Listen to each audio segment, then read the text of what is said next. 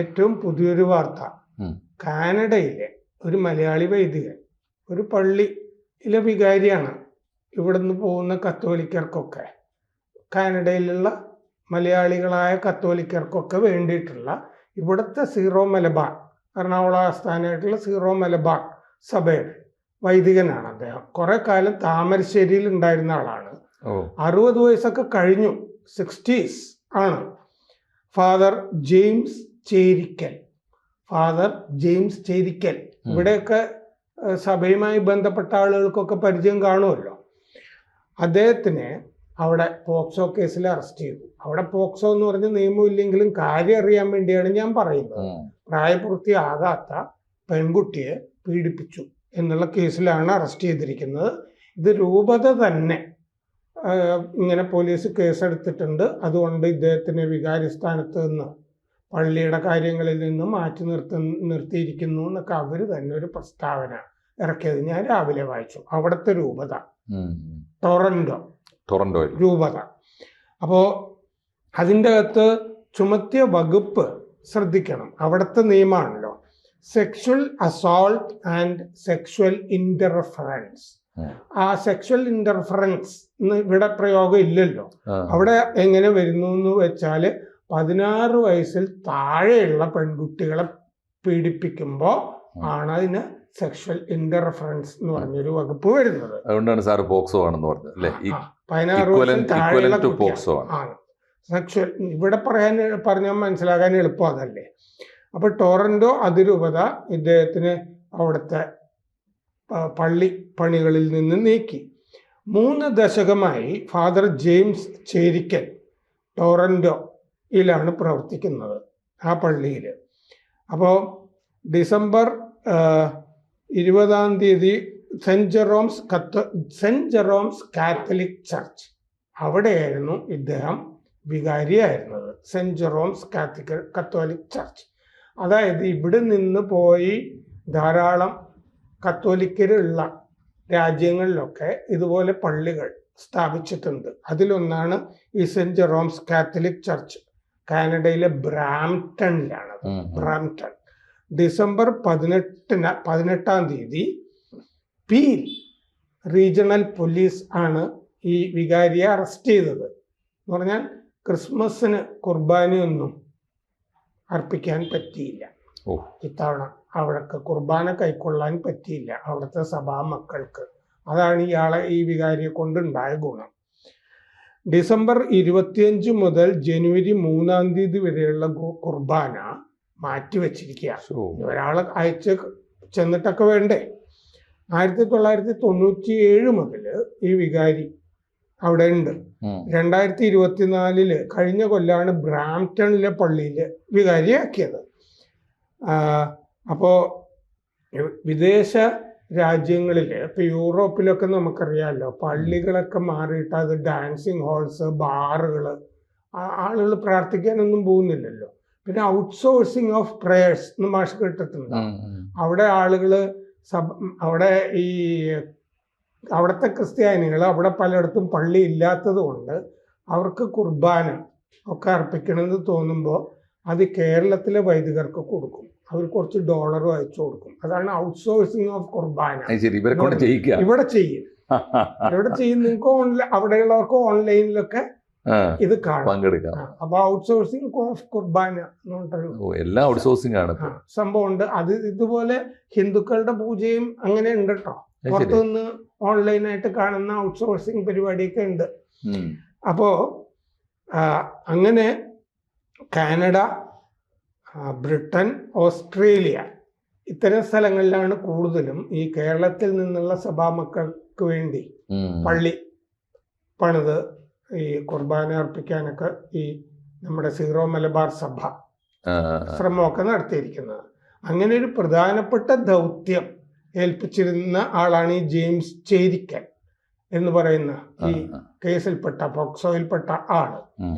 എന്റെ സംശയം പലപ്പോഴും, പ്രത്യേകിച്ച് ഫ്രാൻസിസ് മാർപ്പാപ്പ, അതിനു മുമ്പ് ജോൺ പോൾ II, ഇവർക്കൊക്കെ ധാരാളം മാപ്പ് പറയേണ്ടി വന്നിട്ടുണ്ട് പിഡോഫീലിയ. കാരണം ബാലപീഡനത്തിന്റെ ഒക്കെ പേരില് വലിയ കർദിനാൾമാരും മെത്രാന്മാരും ഒക്കെ രാജിവെച്ച് പോകേണ്ടിയൊക്കെ വന്നിട്ടുണ്ട് ഇതിൻ്റെയൊക്കെ പേരിൽ. അപ്പോൾ ഈ ആത്മീയ പാതയിൽ ചരിക്കേണ്ടവർ എങ്ങനെയാണ് ഈ ആത്മീയ പാതയിൽ നിന്ന് വിട്ട് ഇത് ഭൗതികമായ കാര്യങ്ങളിൽ ഏർപ്പെടുന്നു എന്ന് മാത്രമല്ല, അതിൽ തന്നെ ഏറ്റവും ചീഞ്ഞ കാര്യങ്ങൾ ഈ പോക്സോയിലൊക്കെ ഏർപ്പെടുന്നതിൻ്റെ ഈ പിന്നിൽ എന്താണ്? തീർച്ചയായിട്ടും അത് വളരെ വ്യക്തമല്ലേ സാർ. ഈ ആത്മീയതയുടെ ഏറ്റവും വലിയ അപജയം എന്ന് പറയുന്നത് ഈ ആത്മനിയന്ത്രണം അസാധ്യമാവുക എന്ന് പറയുന്ന സാധനമാണല്ലോ. അവനവൻ്റെ പ്രാർത്ഥനയിൽ ജീവിക്കുക എന്നുള്ളതല്ലേ?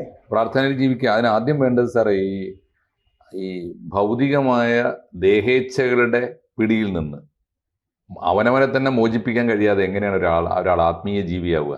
നമ്മളെപ്പോലെ അല്ലല്ലോ സാർ. ആദ്യം ചെയ്യേണ്ടത് അവനവനെ ആർത്തിയിൽ നിന്നും ദുരയിൽ നിന്നും മോചിപ്പിക്കുക. ആദ്യം വേണ്ടതാണ്. അപ്പോൾ ഈ ദേഹത്തിന്റെ സകല ഇച്ഛകളും, ഇപ്പോൾ ഈ ആത്മീയമായ ശരിയായ സങ്കല്പത്തിൽ, ഈ സൂഫി സങ്കല്പത്തിലൊക്കെ സ്വർഗം എന്ന് പറയുന്നത് പോലും ദേഹേച്ഛകളിൽ നിന്ന് മോചനം നേടുന്ന ഒരു ആത്മീയ അവസ്ഥക്കാണ് സ്വർഗം എന്ന് പറയുന്നത്. അല്ലാതെ തോട്ടം ഉണ്ടാക്കി വെച്ച് ഊർലിങ്ങളെ കൊണ്ട് കൊടുക്കുന്ന ഏർപ്പാടല്ല. അപ്പോൾ ആ അർത്ഥത്തിൽ സ്വർഗീയമായൊരു അനുഭൂതി മനുഷ്യന് കൊടുക്കാനാണ് ആത്മീയത. തീർച്ചയായിട്ടും ലോകത്തിൻ്റെ അനുഭവത്തിൽ ഭൗതികവാദത്തിന് കൊടുക്കാൻ പറ്റാത്തൊരു ലോകം തന്നെ തീർച്ചയായിട്ടും ആത്മീയതയ്ക്ക് ഉണ്ട്. അതിന് പകരം വെക്കാൻ വേറൊന്നില്ല.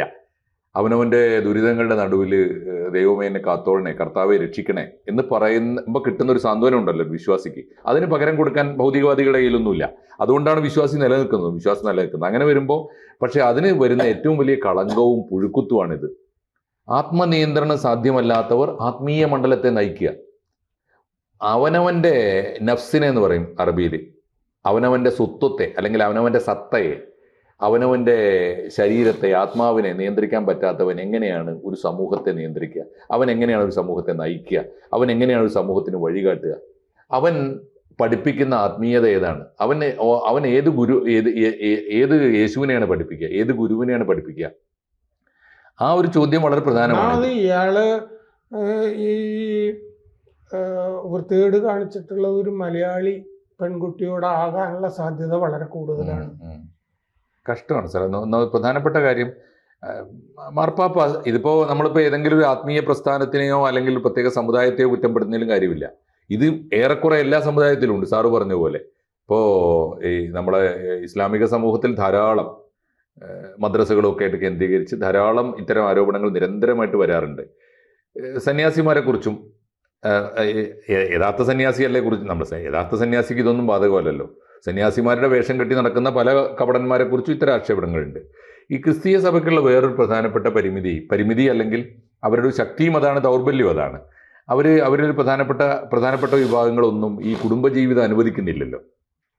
കുടുംബജീവിതം അനുവദിക്കാതിരുന്നത് കൊണ്ട് അതൊരു പക്ഷേ ഒരു വലിയ കരുത്താണ്. ഇപ്പോൾ ഗാന്ധിയൊക്കെ പറഞ്ഞതനുസരിച്ച് ഈ ബ്രഹ്മചര്യം അനുഷ്ഠിക്കാൻ കഴിയുക എന്ന് പറയുന്ന ഒരു പ്രധാനപ്പെട്ട കരുത്താണ്. ഗാന്ധി 42 കൊല്ലം ഭാര്യ ഉണ്ടായിട്ട് പോലും അങ്ങനെ ജീവിക്കാൻ പഠിച്ചല്ലോ. അല്ലെങ്കിൽ അത് വലിയ പരീക്ഷണങ്ങൾ നടത്തി, വിയോജിപ്പ് വിമർശനങ്ങളൊക്കെ ധാരാളം ഉണ്ടാക്കി. എങ്കിലും അത് ഒരു വലിയ ശേഷിയാണ്, ശക്തിയാണ്. ഞാൻ ബ്രഹ്മചാരിയാണ് എന്ന ശക്തി എന്ന് പറഞ്ഞാൽ എന്നെ നിയന്ത്രിക്കാനാണ് ഞാൻ ആദ്യം കരുത്ത് നേടിയിരിക്കുന്നതെന്നാണല്ലോ.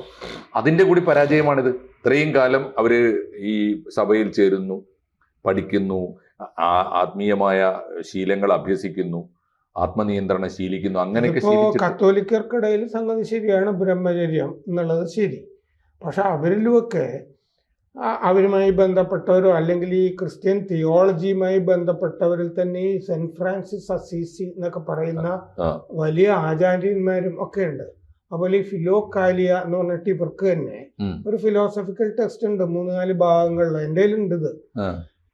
അപ്പോൾ അവര് ആ സന്യാസിമാർ ഇവിടത്തേക്ക് സന്യാസിമാരെ പോലെയൊക്കെ ജീവിച്ചിരുന്നതാണ്. മരുഭൂമിയിലൊക്കെ പോയി തപസ്സനുഷ്ഠിക്കുന്ന അത്തരം ആളുകളുടെയൊക്കെ വെളിപാടുകളുടെയൊക്കെ പുസ്തകമാണ് ഈ ഫിലോകാലിയ എന്നൊക്കെ പറയുന്നത്.